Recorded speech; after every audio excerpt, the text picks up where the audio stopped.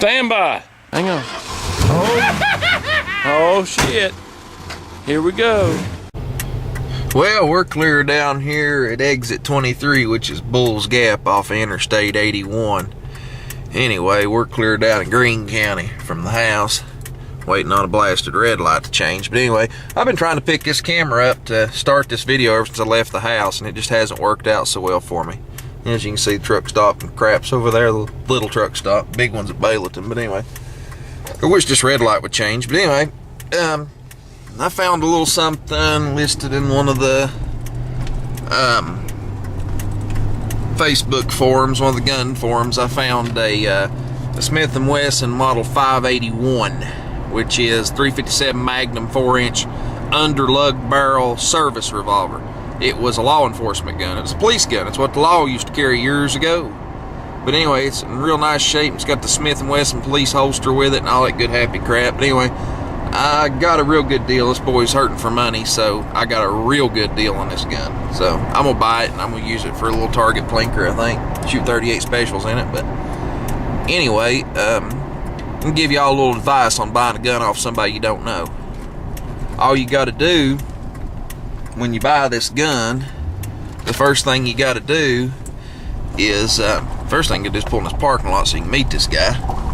The second thing you gotta do is call your local sheriff's department and ask them to run the serial number for you. Make sure the gun's not hot. Make sure it's not stolen, which is what I'm gonna do. I've got friends at the sheriff's department. They already know I'm gonna call them. They've already got the website that they run them through and everything. They've already got it all pulled up. They're waiting on me to call the serial number. So as soon as a guy meets me and the gun looks satisfactory to me, you know how it is looking at pictures or something. I've seen one picture of one side, so we're gonna look it over and make sure everything's kosher with it. Check the numbers, make sure nothing's been modified or messed with, make sure it locks up tight, make sure that the cylinder to forcing cone gap is right, make sure that it's not had the action modified. In other words, make sure it's well, I'll take that back.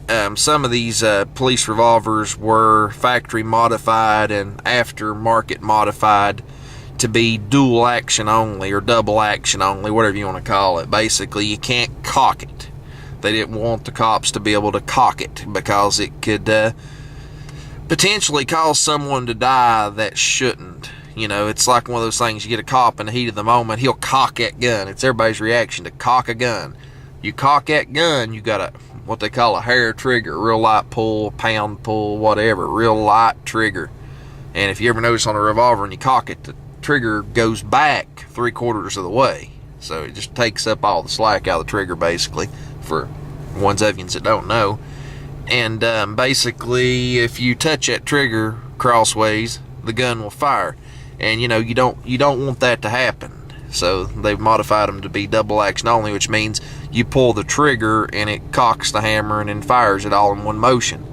If you don't really know, I may show you a little while later what it is. But anyway, I don't know if this gun is a 581 no dash or a 581-1-2-3. Some of you know what I'm talking about when it comes to Smiths. But anyway, I believe that's our guy right there. It's coming to see me. So anyway, we'll find out. False alarm, bright color vehicle. But anyway, what I was getting at is they recalled some of them because they would lock up, and the reason being is that they replaced the firing pin and firing pin bushing in them. Smith does it for free. They'll still do it for free to this day.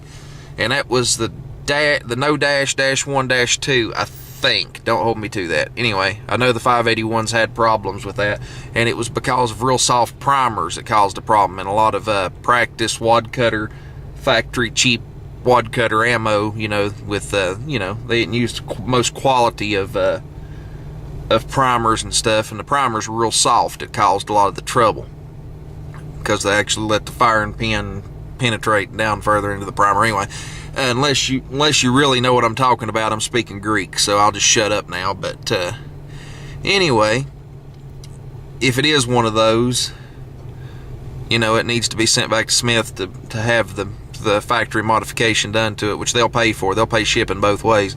They have to. So, you know, no big deal. But And that's another piece of advice. If you buy a gun like that and you know it may have a recall, and if you ever have to send it back, it's that and the other. You know, a lot of people just buy a gun and not check it to see if it's stolen or anything else. They don't really think about it. They don't put no thought to it. Well, if you buy a gun like that, and even if you know the person, you don't know where they got it, you don't know if the gun's hot or not, you send it back like that and that gun's hot, ooh boy, not only are you going to lose your gun, but you might lose your freedom too. You do not want to get caught with a hot gun. That's a proven fact. You do not want to get caught with a hot gun. Even if you don't know it, if you're in possession of it, you're still in possession. And it depends on whether you've got a rookie cop that's found you with it or what. It depends on the situation of whether you're going to go to jail or whether you're just going to lose the gun, basically. So, you know, always check them. You can call your sheriff's department and say, hey, I'm looking to buy. And, you know, this, that, and the other. And if the person you're buying it off of has a problem with you running the numbers on the gun, simply get in your vehicle and drive off, because the gun's hot automatically if they have a problem. I like meeting people and telling them I'm driving a silver unmarked. You'll be able to find me. I'm in a silver unmarked. And if they show up, the gun most likely ain't hot. You know, saves you a little bit of trouble, because they don't know if they're dealing with the fuzz or not, you know. This car here looks a little bit like the fuzz sitting here, so, you know, if it was something not on the up and up, it'd probably scare him off in the first place. So I think the guy's legit, but you got to check it to be sure. So anyway, let's hang up. I'll show you a pea shooter after a while. Okay, as y'all figured out, it wasn't hot. It's laying here on my porch, so it must not have been, right?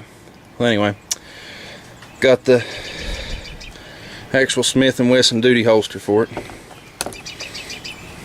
There she is. I'll let y'all take a gander. See, she's empty. See the holes? She's empty. I can't open. Yeah, I can. There you go. See, for all you safety freaks, she's empty, okay?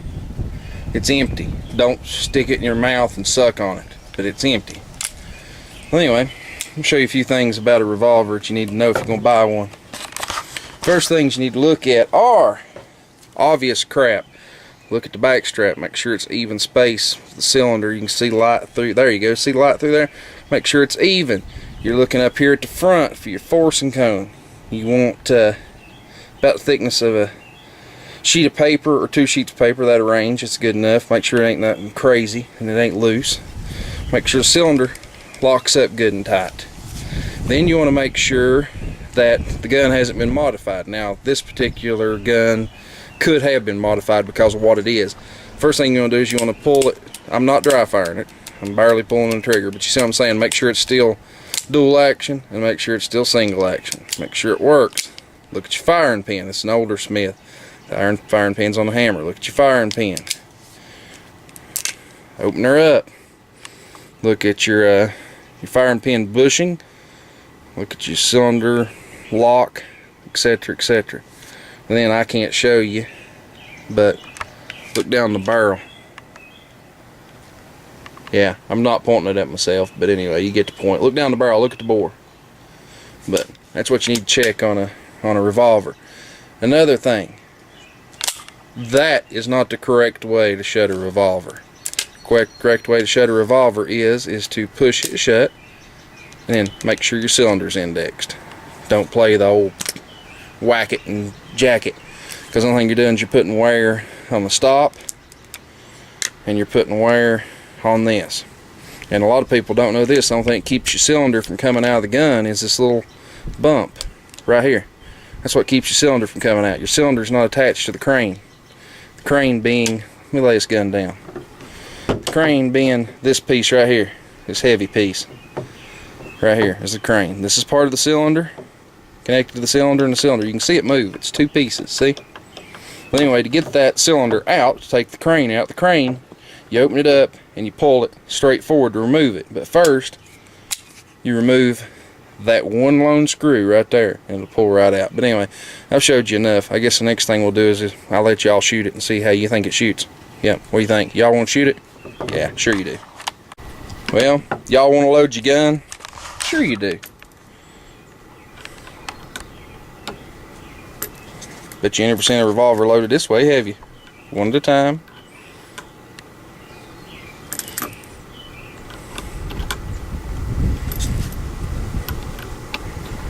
Now I have shot it. I shot some of this junk through it, but I want to shoot some real ammo through it, so I'm gonna shoot some decent ammo, some Remington Peters ammo. It's fully loaded. Alright.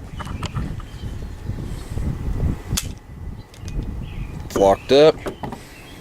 Ear protection. Gotta have ear protection. Gotta have eye protection. They're safety glasses. Somebody want to read it? The numbers are on them somewhere. Well, anyway, let's see. Let y'all shoot your gun. See, I've got a bottle out there. Granted, I probably ain't gonna hit that bottle because I'm trying to let you all shoot the gun. But I'm gonna shoot it single action. Let you all shoot it. Now, mind you, you all can see the sights. I can't, so I'm pointing and shooting.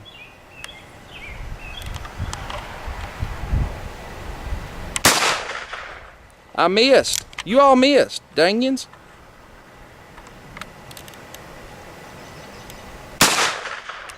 Hitting low. Go a little higher. Let's try that. Still low. Mind you, I can't see the sights. Camera's in the way, so, you know. Maybe I can sight it through the camera. Boy, that's going to be one hell of an undertaking. I don't know. Let's see where it hits. Well, anyway, I'm going to aim this time. One hand. See if I can hit that bottle. Close. I'm all over it. Click. Well, anyway, hope y'all enjoyed. That's all you're getting.